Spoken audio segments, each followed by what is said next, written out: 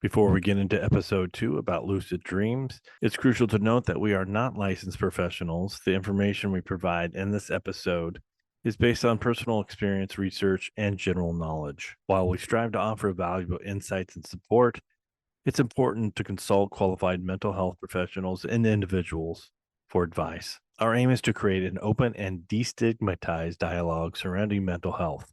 Please remember that seeking professional help is crucial. If you or someone you know is facing mental health challenges, please reach out and get some help. So let's talk about this lucid dreaming. When you lucid dream, when were you first aware that you were a lucid dreamer? Well, not by the word of not till later, but by what I was having. It was very young, dude. I was dreaming of like one that sticks with me from really, really young is being stuck in this pyramid and the tombs and everything were starting to slide towards me. There's just this voice like it was just intense. And that scared the fuck out of me. And I wouldn't tell anybody about it because I was like just traumatized. It was 2 times I woke up in the middle of the night in my first house, which was an old house. My great grandparents built it on a farm and then turned the farmhouse into a real house later. Bring me back to where I was going right there. Lucid dreaming. Oh yeah, dude. I don't know if I was dreaming because it was just so weird, but 2 times I had this like blurred animal thing. Like it was Chewbacca shape. It looked like the shape of Chewbacca at the end of my bed, but just dark. Just all it was dark fur and like uh shadow, like not shadow though, it was like solid. Fucking freaked me out. And I don't know if that was a awake dream or Chewbacca stopped by to say hello. What do you think? Does it shape your reality in the outside world at all? I don't know what to think of it, dude. I tried to ration. I was like, was that my father? And I just hallucinated it was something else. Or was it a dream? But it just was so fucking real and terrifying. I don't know. I was right at standing at my bed, silent, like 6, 7 feet tall. Yeah, that was, and so I was terrified to go to bed. Then seeing my first horror movie, Jaws, at my first drive-in theater. So it felt like we were in a boat and seeing Jaws, and then that scared the hell out of me, man. Yeah. Now, for me, lucid dreaming is about communication with those that have passed on, and I'm able to control that. Are you able to control your lucid dreams? Well, it's very clear. And when I'm lucky, I can control it. When I have a good, just the right amount of energy and stuff, because a buddy of mine, John, told me about his Carlos Castaneda reading Don Juan, and I don't read the books, but he just told me to practice to when you're sleeping, if you have a good lucid dream, to try to look at your hands, because if you're starting to be aware that you're in a dream. When you're in the dream and you become aware, first thing you want to do is try to look at your hands, not your physical hands, like, close your eyes and you picture them. So in the dream, you'll look into your hands and you'll be like, okay, I'm realizing this. And maybe that dream, you can look at your feet too if you don't wake up already. But then I got to feet, and then once you got that, you start walking around. So as long as you can stay in the dream, you get to do a lot of cool ass shit. You're talking to two lucid dreamers, the hosts of this show. And we're going to get into some communications of what lucid dreaming means in a non professional sense, just two regular guys talking about lucid dreaming. And I have myself have lucid dreams since I was a young child. I've communicated with people that have left this plane, passed on. I've most of my lucid dreaming has to do with death, and some with just maybe going on into a different realm of thinking when I dream. So B Dub, how long have you been dreaming like this, and what did you think it was? I knew I was a powerful dreamer from as long as I can remember. just so vivid and so clear and so real, man. I would wake up like, after a good alien dream with, UFOs landing and your front doors talking to you, don't come in the house or whatever, some shit, because I mean, I've just seen so much cool shit. And then luckily first moved to Portland, I met a guy named Shane, and he told me he didn't tell me what to do. He just told me what his experience was. When you have a nightmare, just think of it as he said, I just think of it as a roller coaster. Like I enjoy it and be a movie. A free horror movie that you had that night. And almost immediately, dude, my nightmares went away. Like, well, I'd still have wild dreams, but I was never afraid of them again. It was the opposite for me. I was a little freaked out my first time. I was 5 years old. A death angel visited me in my parents' bedroom, letting me know that they were going to come for my father and that everything would be okay. He would be okay and that we would be okay. So I woke up screaming. My parents ran into their bedroom. I let them know what had happened. And my father had been diagnosed with cancer previously and it was in remission. And then my father ended up getting cancer all through his body and passed away 2 years later. And one of those premonitions in that lucid dream got him to go to the doctor and get checked out again, and he was diagnosed again with cancer at the time. So I started off a little scary and I was okay with it. I accepted it, and then it's gone on for the rest of my life. I've communicated with people that have passed away. Then how about as far as you? Do you communicate with those that have passed on?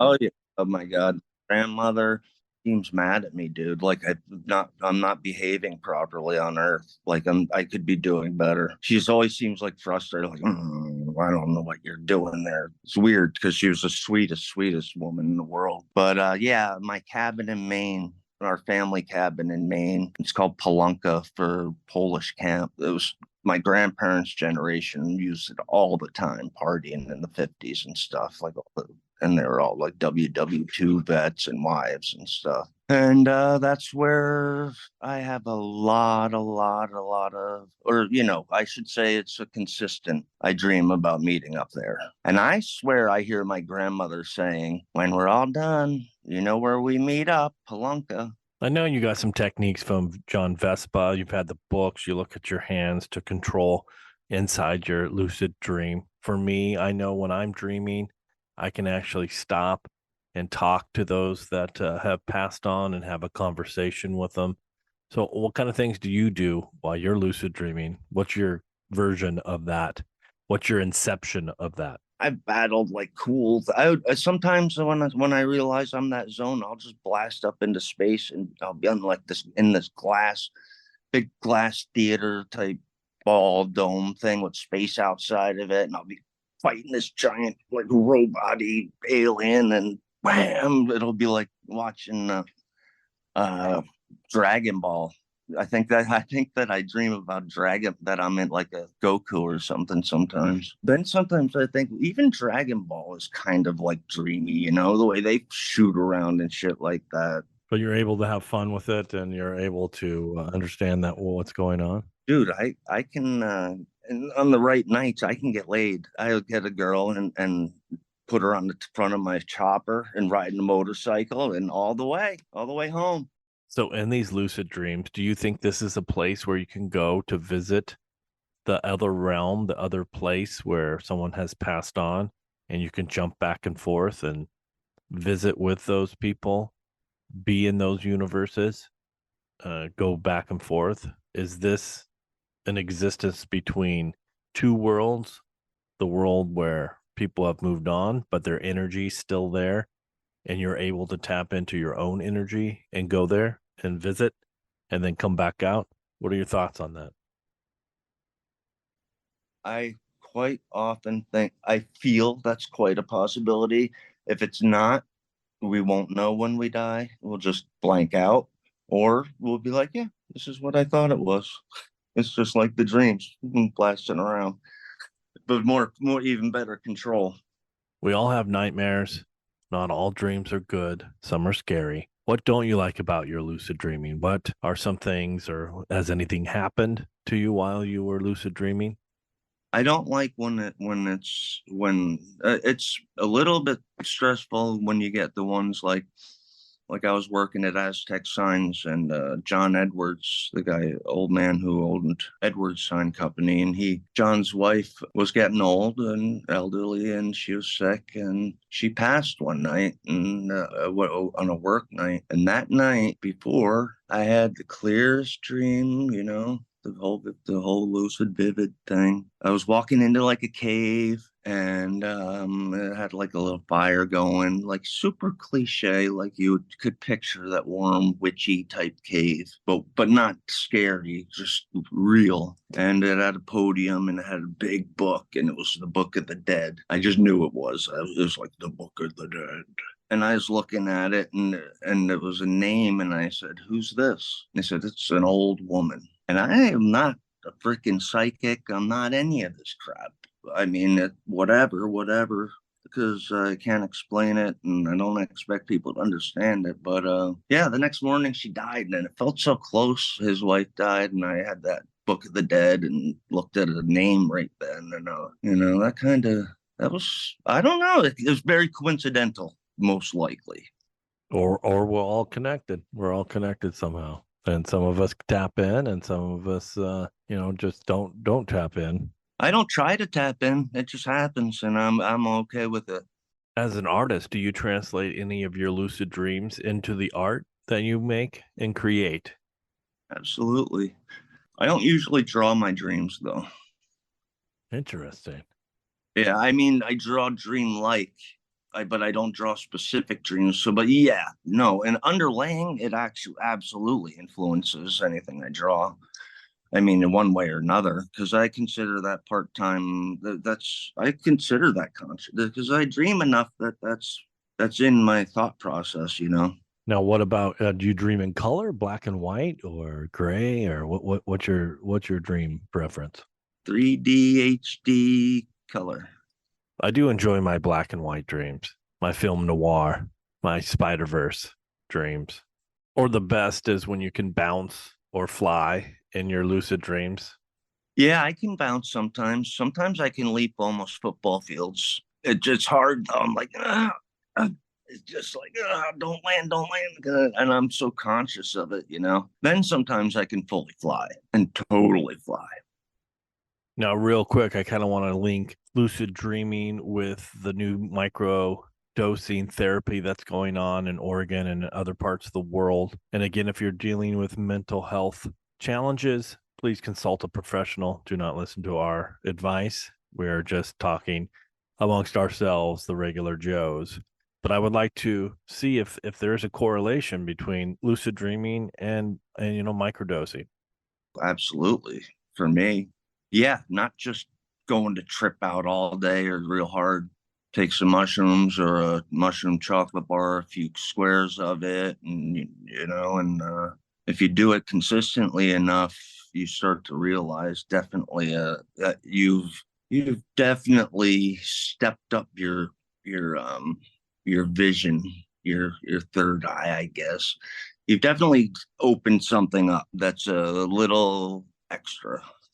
And that might be useful for those that don't lucid dream or know how to control their dreams or and want to face their fears because not all dreams. There's nightmares, obviously. There's scary dreams. There's good dreams, and then there's bizarre dreams. You kind of want to interpret your dreams in that dream catcher that's out there. But if you have a chance to maybe kind of control those, I kind of understand that because the times that I took mushrooms, I was fine for a little while, and then it turned, and then it was out of control, and all my fears, chased me down the street. We'll have to have a little ceremony and get witchy one night. No, I mean, it's just so different now. My view on it is so different on it, and my understanding of it is oh, this is basically what what Zoloft is based on in the mildest way. Yeah. Conan drugs, which is DMT, LSD, mushrooms and MDMA, and now there's a lot of new ones that people make. I don't know what they are. The serotonin transmitters and neurons and Yeah. See, that's what I'm talking about. I think those are connected to dreaming and lucid dreaming. And I fit maybe the medical community did tap into it and they started profiting off of. that's what, well, the medical community tried to stifle it. Nixon's war on drugs tried to stifle it. They were studying it really, really hard, man. Oh yeah. Men staring at goats, that's another, and Hunter S. Thompson trips. They reported on all that stuff. Yeah, it's all reported. People know about it way more than I know about it. I just know what I see and I find it interesting, and it definitely fits in to the puzzle. But you get a break, right? Yeah, because I get a break from the dream. I don't dream hard every single night. Like I just have like a handful a month that are like deep, and the others are basic, like walking the dog dreams. No, that's true. I went for a couple years without doing it. And I believe that's just I was sleeping in cars, I was traveling a lot. I think my mind was focused on other things. Nothing. My dreams are never scary anymore because if anything that's coming up that's creepy, and if I catch that as a dream, I just put my foot down, like, no, get the fuck out of here. Yeah, we should pay attention to that because that monster might be a unpaid bill or stress in your relationship, something going on the outside world from the dream realm, and it's translating somehow, and you're getting that message. So we should definitely pay attention to what's going on in your dream world and relate it to the real world. Last year, for like a little while, I don't really talk to my brother much. It's okay. He's older and we just are different walks of life. But I was having these dreams like, and that he got divorced. And I was like, oh, my brother's divorced and he's trying to live with my mom. What the fuck?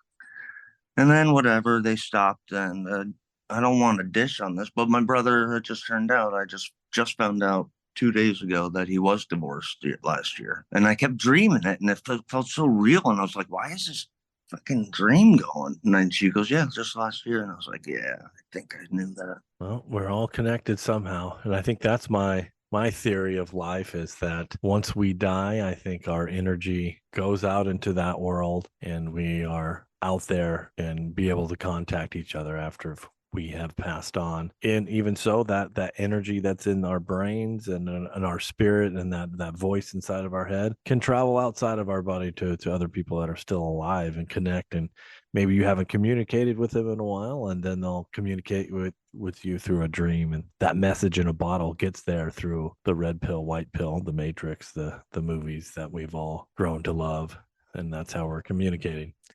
All right, thank you for joining us, and we'll talk to you later. See you later, everybody. It was fun. All right, bye bye now.